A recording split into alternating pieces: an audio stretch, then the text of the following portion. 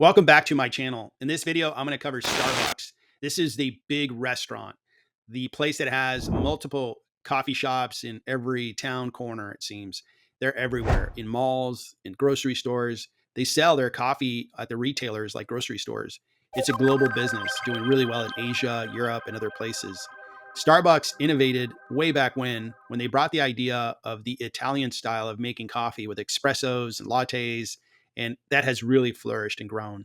I enjoy Starbucks coffee. My family enjoys Starbucks coffee, and I've been a customer of theirs for a long time. The stock price has been coming down over the past year. This is one of the premium companies really in the marketplace, and I've been keeping tabs on the stock, taking a look at it from time to time, and it has gotten to a point where I can't look anymore. I have to begin to buy.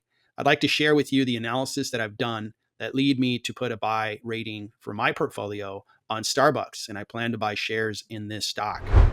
Before I jump into it, every video I make is just to share my experience, my journey as an individual investor. Nothing I share with you is financial advice, and I do not recommend you buy Starbucks stock. I do not recommend that you sell it. I'm just sharing my analysis, and I hope you find it interesting. Starbucks has a market cap of $99.9 billion. Their revenue is $36.7 billion. So you're paying about 3 times revenue for a very good company. They continue to grow year over year, and they pay a dividend of 2.58%.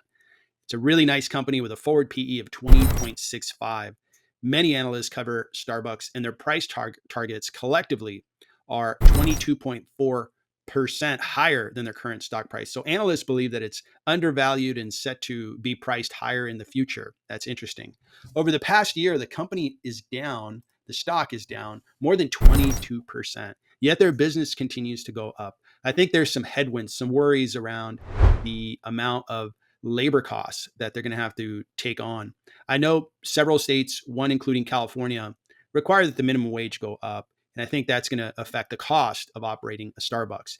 The company has been growing. In 2023, they grew their revenues by 11%, in 22 by 11%, and in 21 by 23%. Just excellent growth from an already big company. If they continue to grow along those lines, I just think this stock is so unappreciated and a great buy. Along with the revenue growth, they've been growing their free cash flows. Cash from operations has gone up 36% in 2023, and their CapEx spend has been fairly flat compared if you compare the most recent quarter. So free cash flow is also really going up for this company, which affects the valuation that I put on Starbucks. Starbucks balance sheet looks really good. If you just look at what a website like Stock Analysis would tell you, they have a debt to EBITDA of 3.18. But I like to look at net debt. That way we take into account the cash on the balance sheet. And when I do that, it's well under 3. So I believe they have a really good balance sheet and it's in very good health. A total of 23 analysts cover Starbucks, and their price targets range from $150 per share being the most optimistic share price to the low being $90 per share, which is still higher than the current share price. Collectively, these analysts believe that the stock is worth $108 per share. So overall, there's about a 22% upside if you take all the analyst information and use the average. So that's a very good signal. The earnings per share looks really good. The growth in earnings per share in 2023 was 11%. It's expected to grow in 2024 by 10%, another 9.7% in 2025, another 9% in 2026. Just really consistent growth in earnings per share. At that rate, with that consistency, I really like what that's going to do to the stock price. Investors like predictability. They like smooth numbers.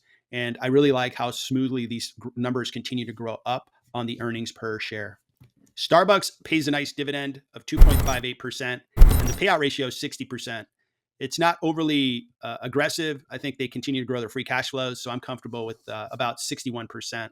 They also buy back shares. They're buying back about 1% of their shares, which really helps with the stock price. So that combination is a real good one, paying a dividend, buying back shares.